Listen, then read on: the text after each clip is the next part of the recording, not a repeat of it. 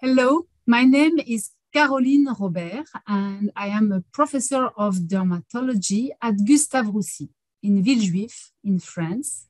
Gustave Roussy is a hospital where we treat only cancer patients, and I take care of patients with skin cancer. Today, I'm very happy to be joined by my colleague, Dr. Klaus Bussam, who is a dermatopathologist from the Memorial Sloan Kettering Cancer Center in New York City in the US. And together, we will discuss the factors that we think are very important to consider in the diagnostic workup of cutaneous squamous cell carcinoma, including how to assess patients' prognosis, and the role of the multidisciplinary team. I think the most important to consider is how the patient presents himself or herself. And sometimes we are very surprised to see that patients arrive really late after the onset of the disease, sort of denying process that can occur, and that of course it's always much better to see the patients very early when the lesions are small, but it really happens that the patient arrive late, either because there was a sort of neglect of the tumors or because the tumor has been treated but not in the right way. And then we have patients arriving to us with a very bad prognosis, with a really risk that things are not going to be turning well if we don't act very quickly. So we have to consider all these risks.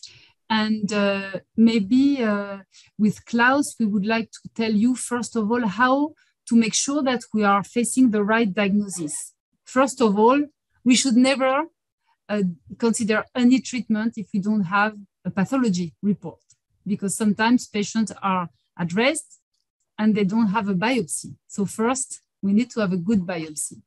So what do you think, Klaus, from your side, is a good biopsy when you receive a sample from a patient with a squamous cell carcinoma?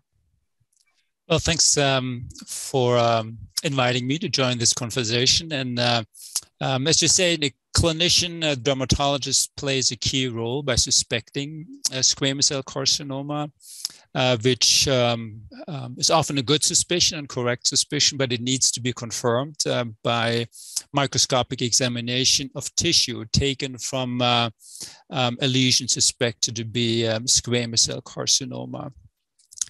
And in general, pathologists like to see as much as possible. The more tissue you have available under the microscope, the easier it is to A, render the correct diagnosis, and B, to provide important prognostic features that are then relevant for risk assessment for the patient with regard to the probability of the tumor recurring locally or possibly even spreading elsewhere.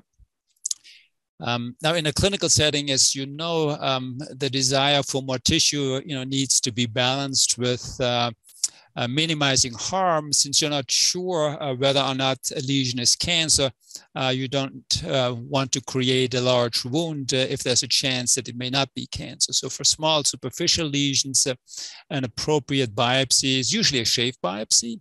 And in most cases, the pathologist will be able to establish a diagnosis of squamous cell carcinoma with a high level of confidence. There are certainly exceptions in which one would want more clinical or histologic context, since the epidermis can grow in a way that it can be difficult to distinguish a reactive epithelial proliferation from a well-differentiated squamous cell carcinoma.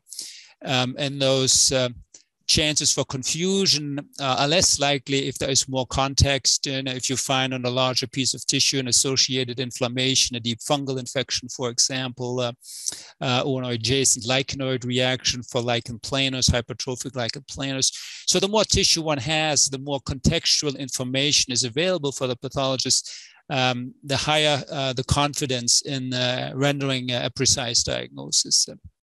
And also from our side, we absolutely need to give information on the previous treatment, like if the area has been irradiated, if the patient already had radiotherapy, or if the patient had any kind of treatment.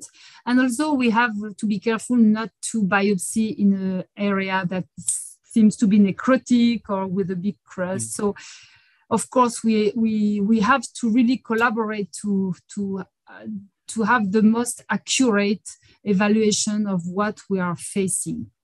And we also have, this is not something that is standard, I mean, not in every center, at least not in France, to do sentinel node biopsy for squamous cell carcinoma of the skin. But we sometimes consider sentinel node biopsy when there is no obvious sign of lymph node involvement, regional lymph node involvement, and when we consider that the tumor is at a high risk to have a spread to the lymph node. So this is something that you are sometimes confronted to, evaluating a sentinel node from a squamous cell carcinoma from your side also. Yeah, let me just add a few comments. That's an important issue. When to perform or consider a sentinel node biopsy or possibly additional treatment like adjuvant radiation therapy, that goes to the fact that the pathologist establishes important parameters for prognosis and staging, and there are different models out there, but all of them include size. A major cutoff is 2 centimeters, whether a tumor is less or larger than 2 centimeters in size.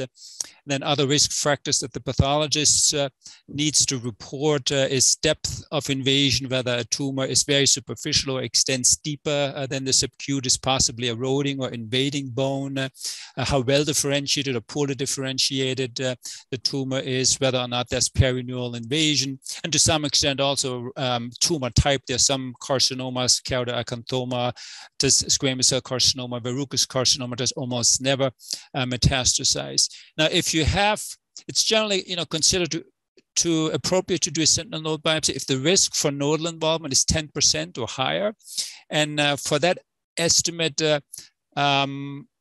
one generally wants at least 1 or 2 unfavorable prognostic features, such as a tumor that's bigger than 2 centimeters in size and may invade into skeletal muscle, or has a perineural invasion involving a nerve of a caliber of more than 0.1 millimeter. I mean, those are findings, if reported by the pathologist, that would make a clinician at least consider and discuss the possibility of performing a sentinel lymph node biopsy. And of course, there are some extremely important prognosis factors that are related to the patient's background. Yeah. If we have a patient, we have quite frequently patients with a chronic lymphocyte leukemia. It's quite frequent in the elderly population. And we know that in this population of patients, things are going sometimes very rapidly. We also have patients with a lot of comorbidity. And so this, of course, will be extremely important because we need to know what we could do. If, for example, if there was a lymph node involvement, what would we do? And would we do that in these specific patients? All of these parameters need to be integrated from the beginning. Absolutely. Organ transplant patients are particularly high risk. Yes. And also that's one reason why we tend more and more to involve in our tumor board oncogeriatric, oncogeriatrists.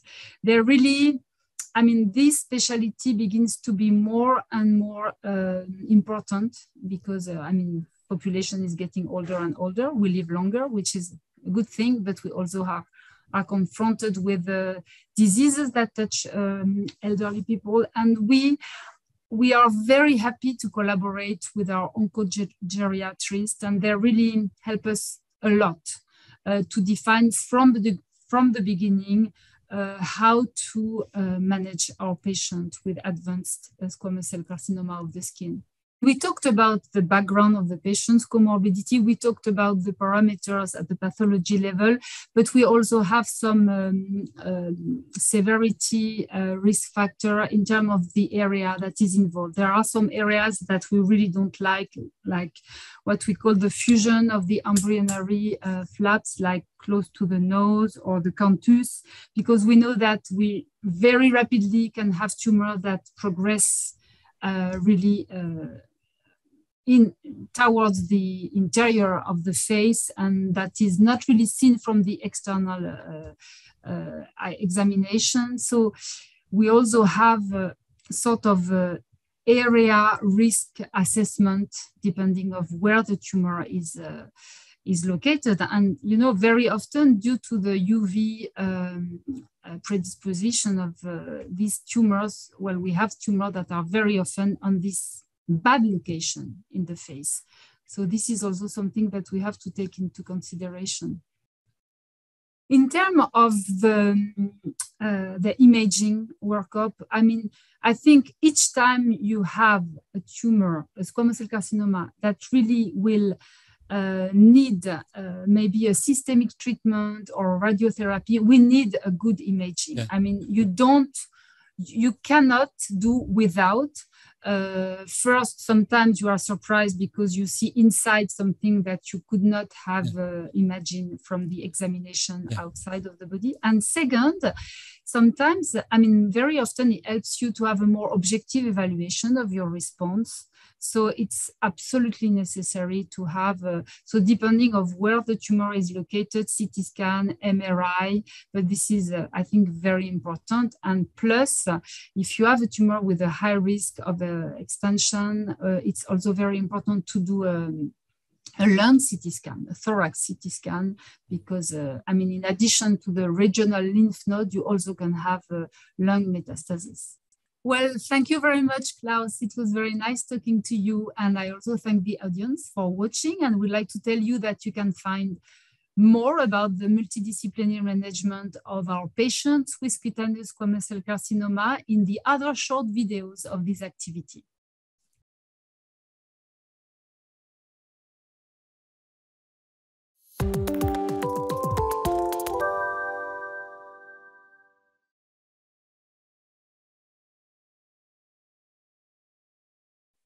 Hello, everyone. My name is Agata Rempilak, and I'm a radiation oncologist at the Christie Hospital in Manchester, UK.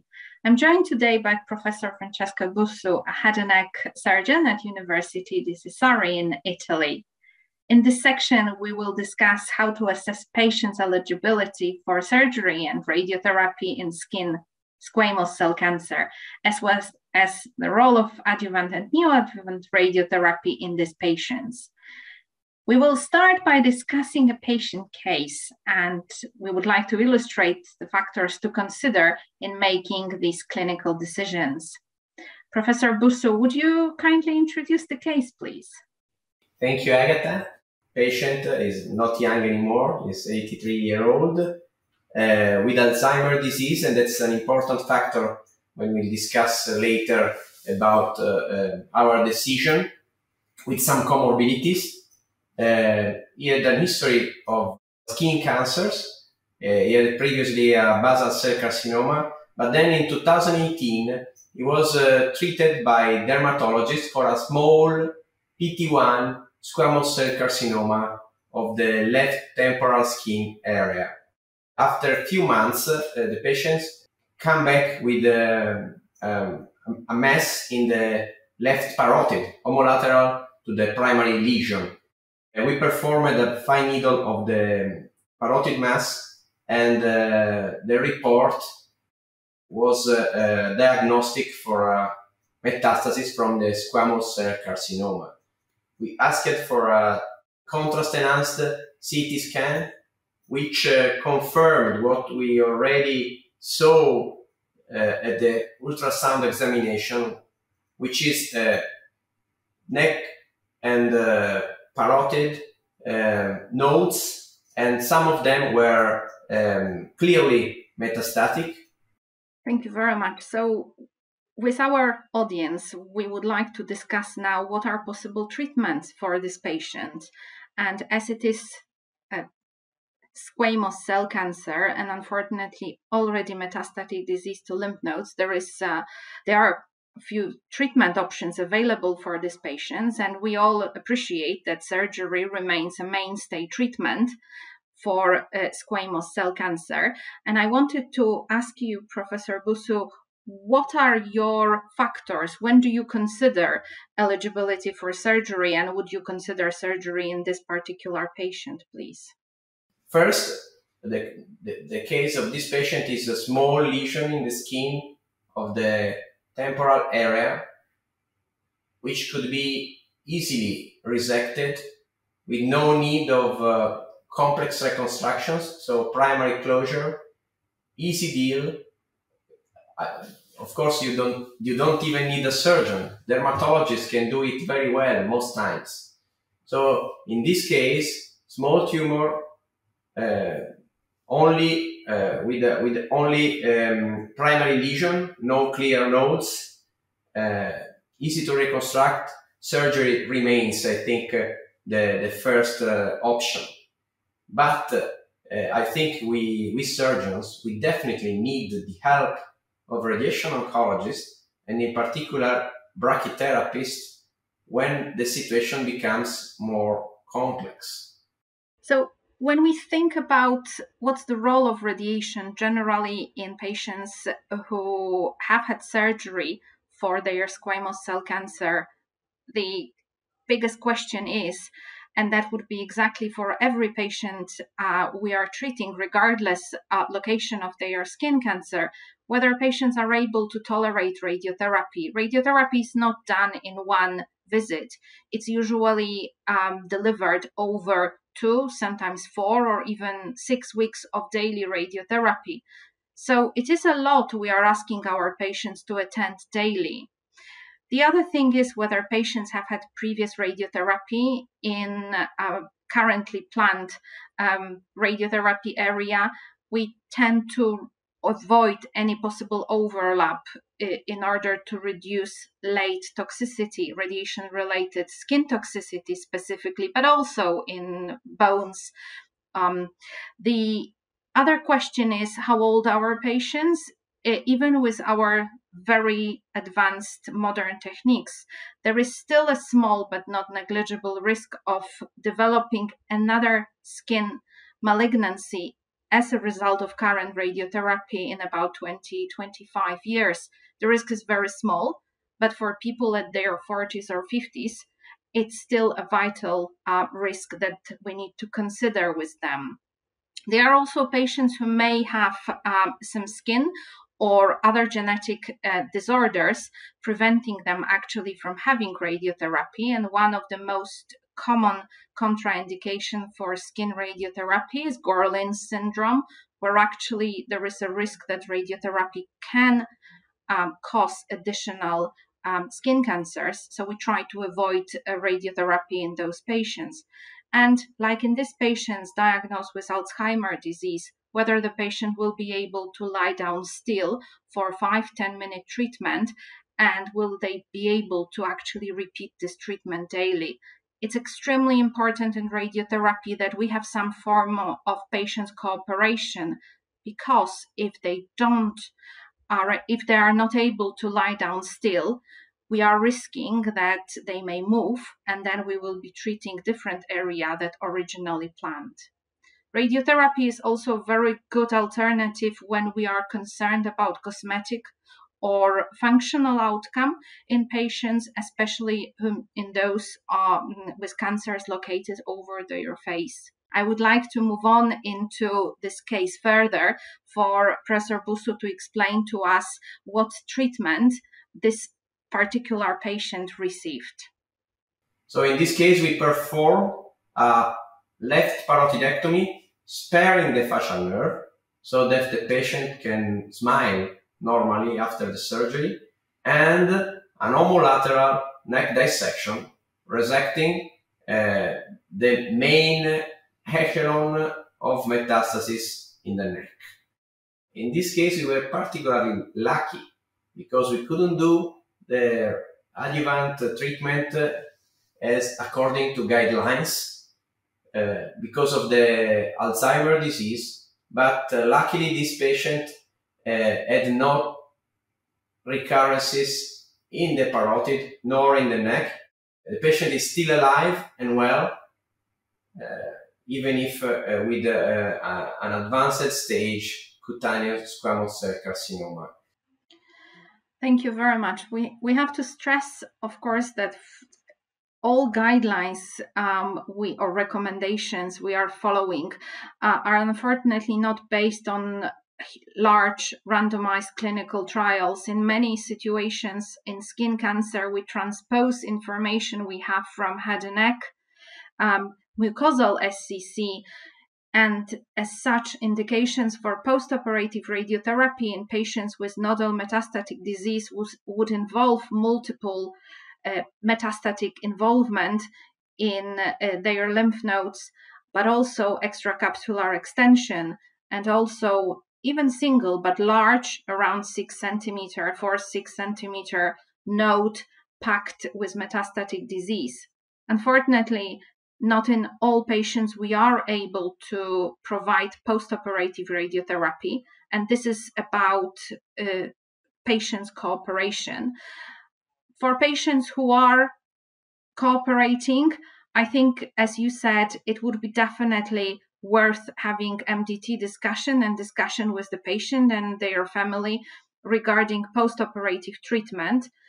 The question would be also, do we need to treat nodal disease, and do we need to treat also primary? Indications for treatment as a postoperative radiotherapy to primary would include incomplete surgical resection or complete surgical resection, but very high risk disease. And by high risk, I mean disease with large thickness, disease with perineural invasion. These are difficult discussions with our patients. Sometimes with perineural invasion, we have to consider treatment of the whole nerve pathway, and that involves lots of comorbidities.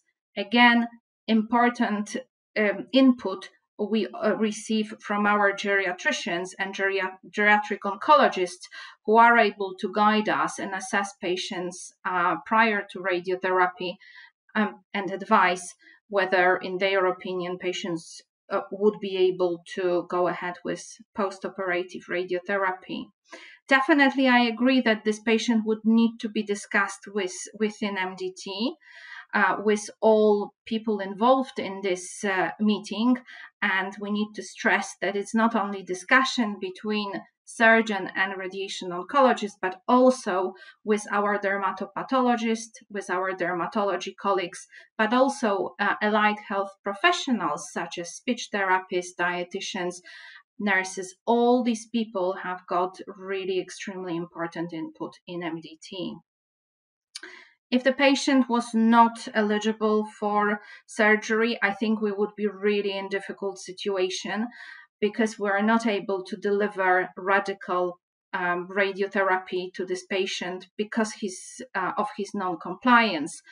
And I think the discussion at this stage would be around best supportive care. Again, I think it needs to be done within MDT and with family. I think we delivered the clear messages. So usually good prognosis, but always discuss the case with your multidisciplinary team and be careful about the nodal metastasis. I would like to thank Professor Busso very, very much, and I would like to thank the audience for watching. I hope it's of interest to you and some food for thoughts. You can find out more about the multidisciplinary management of patients with skin SCC in the other short videos in this activity. Thank you very much. Thank you.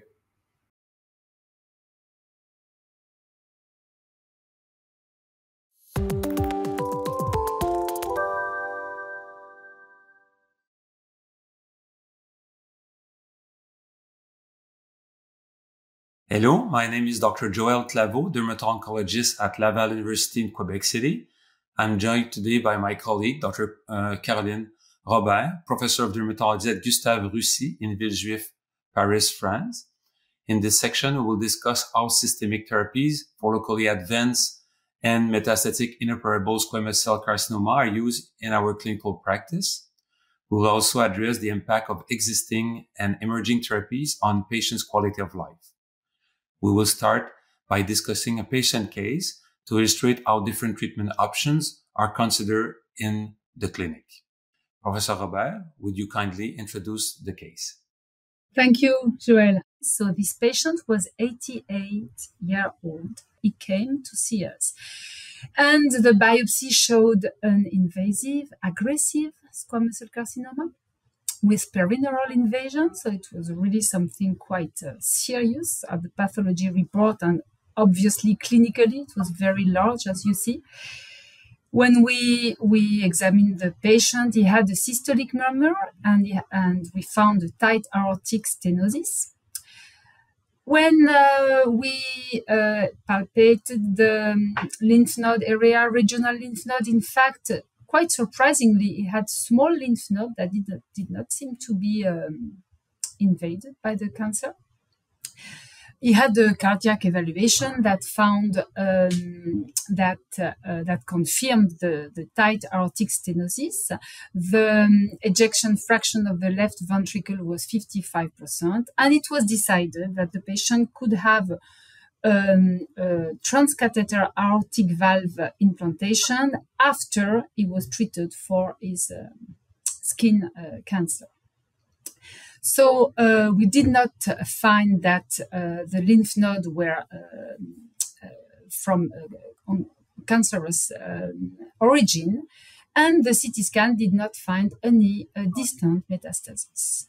It's the classic case where you're surprised that the patient arrives late, and you really need an effort of all the colleagues discuss this case at tumor boards.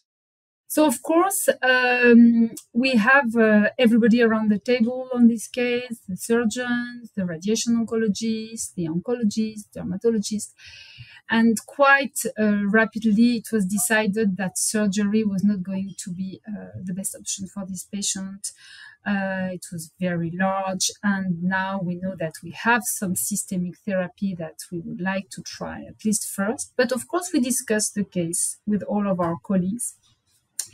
And then what was proposed that was to treat the patient with immunotherapy with an anti-PD-1, so semiplimab, which is authorized for this indication. And we discussed with the patient. Of course, we informed the patient and his family of the benefit that we were expecting from this treatment, but also of the risks that were associated to this treatment. But it really seemed to us that it was the best option to propose to this patient. So probably, Joel, what would you have? We would do the same. We will do the same. Often, some surgeons are pretty brave and they might say, "Oh, I can do it. We can always do big flaps." And often a surgeon have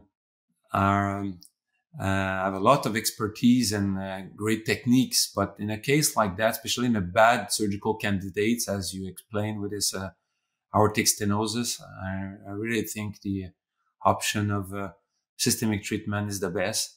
Radiotherapy is not a good option for that big of a tumor as a primary treatment.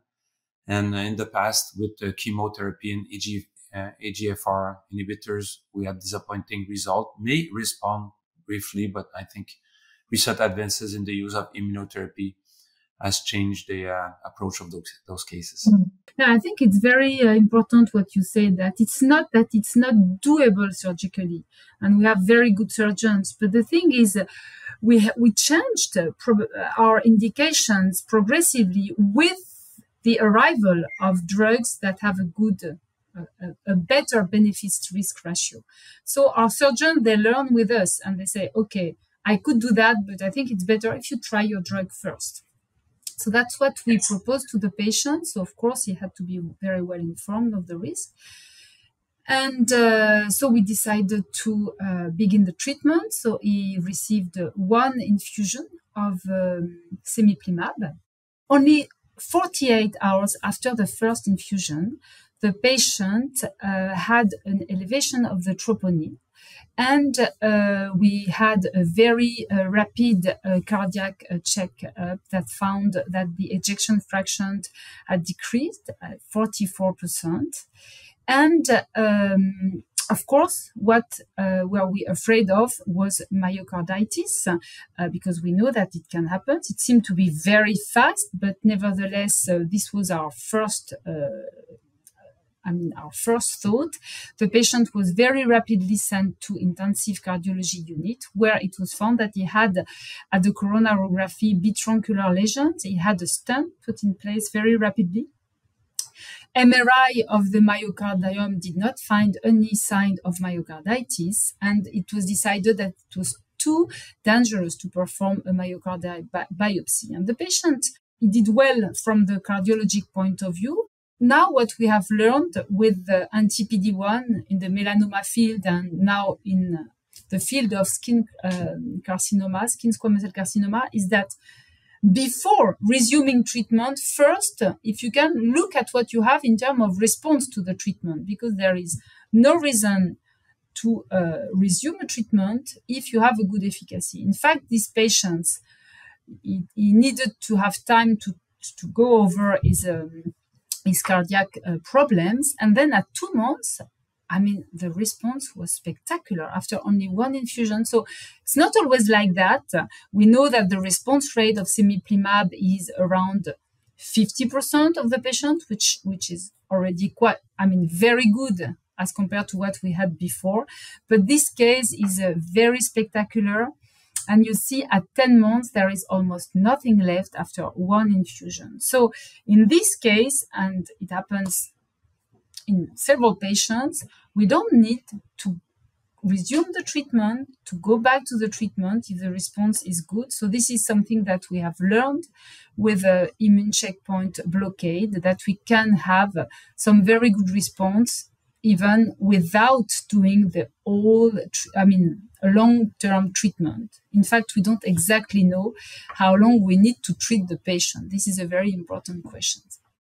Very spectacular. I think a big question comes at rounds and at tumor boards is, what is the tolerance of those treatments, especially in the elderly population? Squamous cell carcinoma, advanced squamous cell, often we have elderlies above 70, even 80 years old. And literature have told us, and our experience too, that those medications are well tolerated. It's about 15% serious side effect, most likely thyroid problems, skin rashes, and mild colitis. We have to be aware that some rare side effects, like in your case, can happen. And with good clinical follow-up, I think we can support the patient and really had a fantastic result in that case that changed completely the life of this patient. So very impressive. Yes. And as you say, elderlies, we work a lot with geriatricians. And now they love immunotherapy, our geriatrician, I can tell you.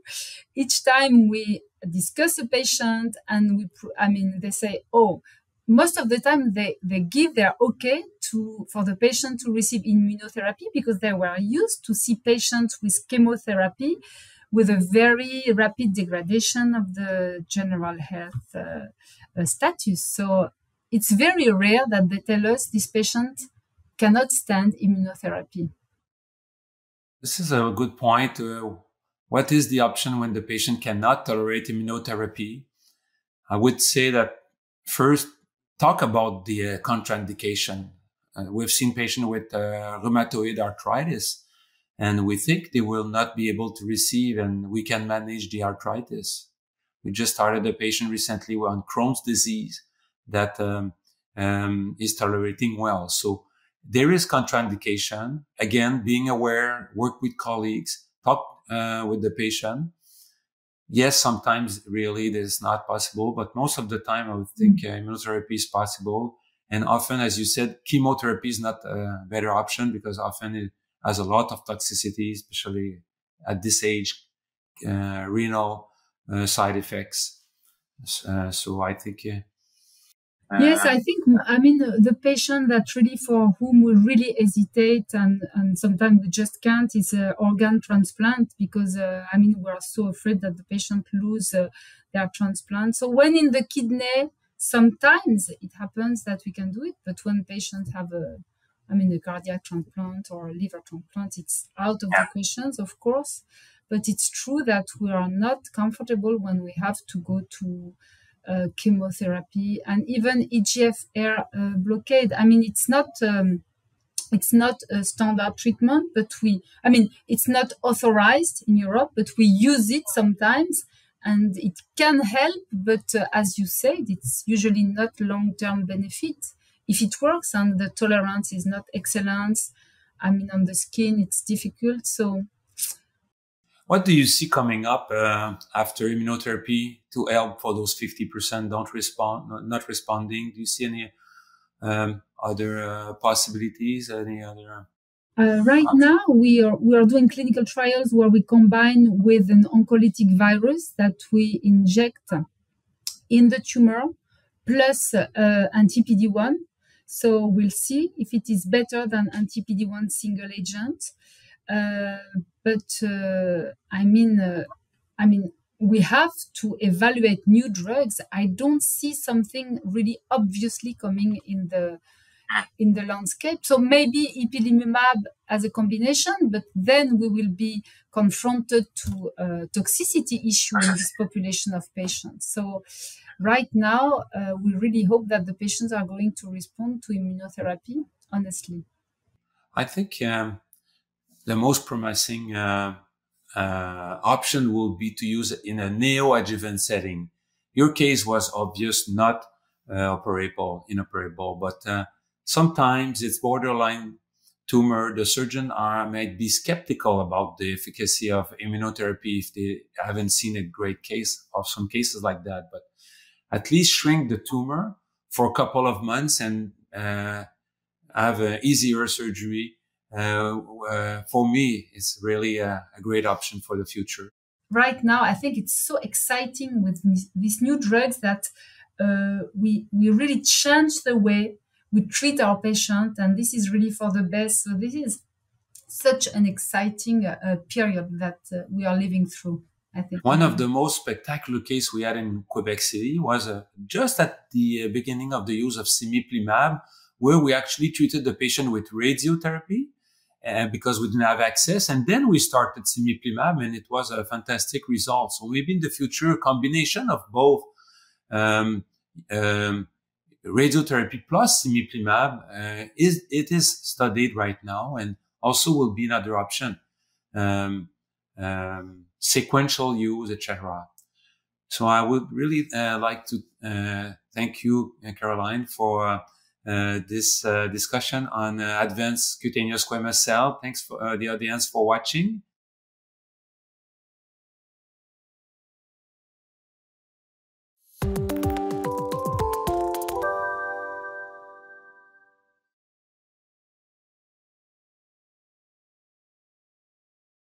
Hello, everybody. My name is Caroline Robert. I am a professor of dermatology at Gustave Roussy in Villejuif in France. And today I'm joined by Dr. Klaus Bussam, who is dermatopathologist from the Memorial Sloan Kettering Center in New York City in the US, by Dr. Agatha Rembielak, a radiation oncologist at the Christie NIH Foundation Trust, Manchester in the UK, and Professor Francesco Bussu, who is a head and neck surgeon at University degli Studi di Sassari in Sassari, Italy. And in this section, we will together discuss the role of the multidisciplinary team in the care of patients with cutaneous squamous cell carcinoma. I just would like to briefly introduce by saying how I think this way of getting together, it can be once a week or twice a week, it depends on the service. I think it's extremely stimulating because each of our fields is improving, and we learn from each other, and we are always at the really front of what can be done for our patients. And also because we I mean, it's a lot of time that is saved, because instead of, I will ask my colleague what he thinks and next week we'll have the response. Now we are all together at the same moment in the same room talking about the patients, putting all of our brains on the patient's case. And I think it's extremely exciting. So I would like to know what my colleagues things of this MTD and how they live that in their respective countries also. Yeah, I think they're very valuable. I mean, we have regular tumor board conferences with a number of colleagues from dermatologic surgery, dermatology, surgical oncology, radiation oncology, radiologists, and other clinical care personnel, social workers who help and contribute to the discussion about what best care can be provided for each individual patient and what additional testing may be needed. Obviously, my role, the role of a pathologist in those meetings, is to confirm the presence of cancer and to point out various risk factors that would indicate higher probability for local recurrence, for metastasis, and overall prognosis. It's very helpful for radiation oncologists, for example, if one can point out how deeply infiltrated a tumor is and that there may be a large nerve involved or the margin may be positive at a site where additional surgery is very difficult and morbid to perform, giving greater relevance to radiation therapy. And also we change our standard because, for example, for the last years, we now can use immunotherapy with very good results for lesions that are unresectable or are really at the limit. And so now our radiotherapists and surgeon, they have learned from us about the power of these treatments. So we know that we can, sometimes we were doing surgeries in case where it was really, limit for the patients. And now we know that we can change. Things are changing for this kind of patients, I think. I think that the tumor board is fundamental importance in all the phases in the management of our patient. So since the very beginning, when we see for the first time to decide the primary treatment and also to share the staging, to classify the tumor and to check whether we need something more. Two small, clear examples. First one, when you have a periorificial cancer, especially close to the nostrils, I think it's mandatory to exclude the origin in the nose vestibule, because these are cancers going directly to the skin, but they are not skin cancer. And it's very important to classify them properly because it drastically changes prognosis and our approach. And second example are the nodes. In the squamous cell carcinomas of the skin, the main cause of failure is nodal metastasis. So it's always important to speak with all the other specialists to be sure we don't need to know something more about nodes and to be able to diagnose nodal metastasis early before it can be really an issue. And also, for the last years, we all have found that it was also very important to include geriatricians to help us, because we treat patients who are usually quite old and they might have comorbidity or they might have problems at home because they are living by themselves. So sometimes we could propose a very perfect treatment, but it just could not fit these particular patients. And in this board, we also, as you said, Klaus, we also include social assistant. I mean, people who can really see the patients from a very global point of view. So it's also very important. In England, we have two types of MDTs, skin MDTs. We have local MDTs, and then we have specialist MDTs. So there are certain guidelines indicating which patients should be discussed at local MDT and which patients should be discussed at specialist. And by specialist, I mean that these patients are usually complex, for example, patients requiring adjuvant radiotherapy, patients requiring immunotherapy. It is how the MDT I attend to a specialist one, and we discuss both patients diagnosed with melanoma, but also non-melanoma, rare skin cancers, but also skin cancer. My role as a radiation oncologist in squamous cell cancer is mainly to discuss what's the role of adjuvant radiotherapy in post-operative cases, and I wouldn't be able to advise without input from our dermatopathology colleagues and radiology colleagues, providing us with vital information how high risk of local recurrence the particular case is. I also provide advice when palliative radiotherapy should be considered for patients that we cannot offer radical treatment, but for those large fungating masses, bleeding, of pain, this is a great way how we can support our patients. I also discuss, as my other radiation oncology colleagues, role of radiotherapy in definitive treatment. Sometimes patients don't want surgery for various reasons, or they cannot have surgery. So we discuss radiotherapy as a definitive treatment for those patients. And also in the UK, there is no radiation oncologist role. They are clinical oncologists, that it means that clinical oncologists are trained to deliver not only radiotherapy, but also systemic treatment. So a person like me on skin SMDT would be advising also on possible chemotherapy and immunotherapy. Yes, and also I think it's important to say that this is not a static process. I mean, the MDT is something dynamic, and we talk about a patient's case, and then we see the patients and the results and the outcome and the CT scan that shows what response we obtain with the treatment that we choose. And we all have the information together at the same time. And although we write a report at the end, a very synthetic report, and then this is sent to all the practitioners who take care of the patients. So everybody is informed at the same time.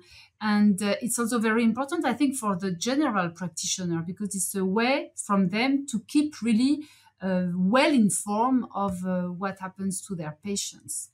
And also because they are so important to take care of the patients when the patient goes back home. So this is also a very good way of communicating. And I have to say that one of the biggest advantages of MDT is this interprofessional communication. So increased understanding of, in my situation, non-radiation based techniques. So I can better help our patients, but in the same way, I can see in our surgical colleagues, their increased understanding when radiotherapy should be considered, and in such way we can reduce tensions where sometimes are present within certain specialties, just saying my method is better. No, it's all about working together for the best of our patients. And I can give the best example with Professor Busu, because we are both involved in a specific treatment for patients called specific radiation treatment called brachytherapy.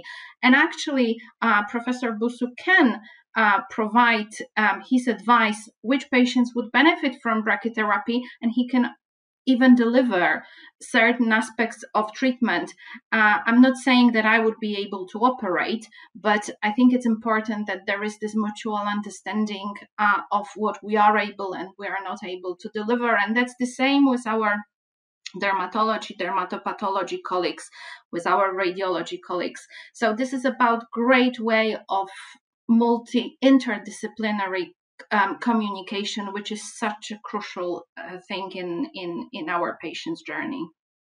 I can close this session. I would like to thank you all, my dear colleagues, and also to thank the audience for watching us. And I would like to tell you that you can find more about the multidisciplinary management of our patients with cutaneous squamous cell carcinoma in the other short videos on this program.